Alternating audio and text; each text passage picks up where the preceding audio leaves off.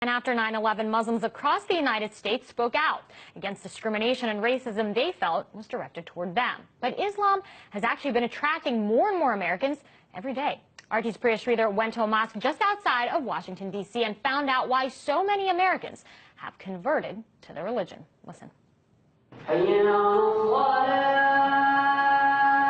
It's the call to prayer, and it's answered by more than 1 billion Muslims all over the world, including Caitlin Billings, a 22-year-old American who was raised Christian. I converted last year, the first of Ramadan. My mother, she was afraid that I was going to marry someone who would beat me.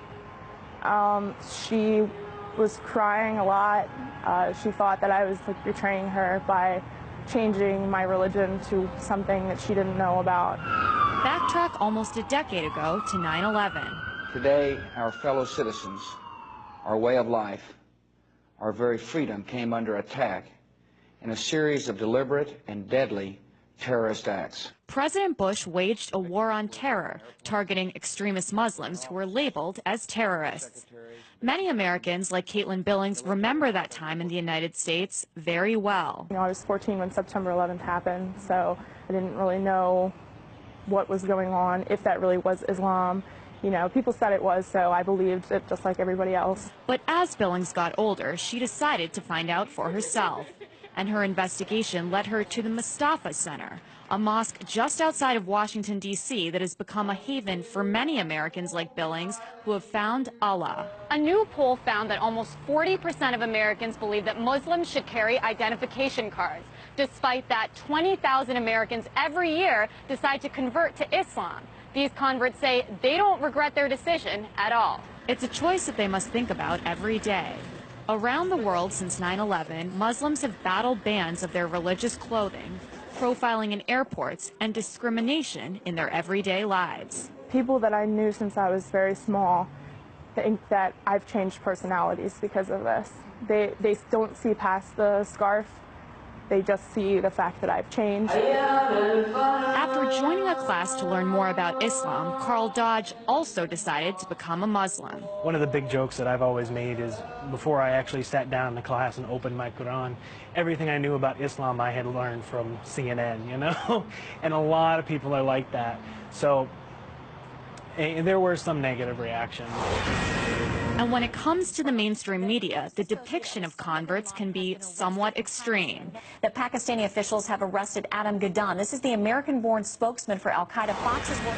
First, there was John Walker Lind, the Californian who converted, joined the Taliban, and ended up fighting with them in Afghanistan. And then more recently, it was Jihad Jain, the blonde-haired, blue-eyed convert who allegedly recruited people to wage violent jihad. And for many American Muslims like Dodge and Billings, the portrayal of converts is disturbing. It does upset me a little bit because there's a lot of preconceptions people had. And until I actually took the time to open a Quran and see what was written, that was my only impression of Islam, is what I had seen on TV. And in the United States, they say a culture of Islamophobia just doesn't make sense. It's a right to practice your religion. That's what this country was founded on.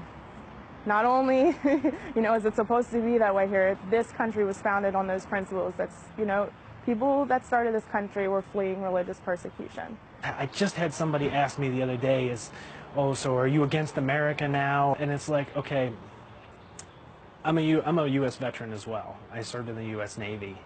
And so I do believe in this country. I volunteered to defend this country. I volunteered to, stand up for what the Constitution says. No matter what unfolds around her, Billings says she's proud to be a Muslim. If no one in the world wants to talk to me and be my friend, I still don't regret it. I am completely happy right now. Happier than I've ever been in my entire life. A happiness that might not make sense to those around her. Priya Sridhar, RT, Annandale, Virginia. And Priya joins me now for more. So Priya, how did the converts in your story, how did they feel about this whole, mosque controversy, the burning of the Quran? Because we talked about how Muslims all over the world feel about it, but what about those here in the United States, especially those who actually converted? I mean, they're angry about it just like most of the Muslims in the United States. For them, converting to this religion, they had to change their lifestyles a lot. They pray 5 times a day, as you saw in my story. They wear headscarves. So for them, because of all these transitions, they have grown into a community where most of their friends and their family members, a lot of them have married Muslims as well.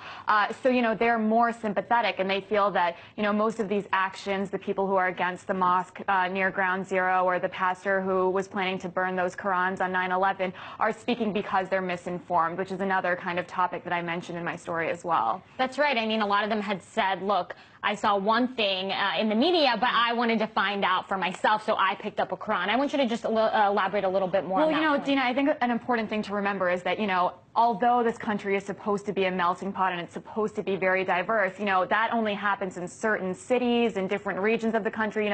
There are places in America where people literally have never met a Muslim person before, so their only kind of perceptions are shaped by the media and what they see on TV. It's just like the way people on the other side of the world have certain impressions of America because of what they see on TV. So for them, all they saw was these wars in the Middle East, these very extremist Muslim terrorist groups, and then, what the American media said about converts wasn't helpful as well. You saw Jihad Jain, you saw Adam Gadon.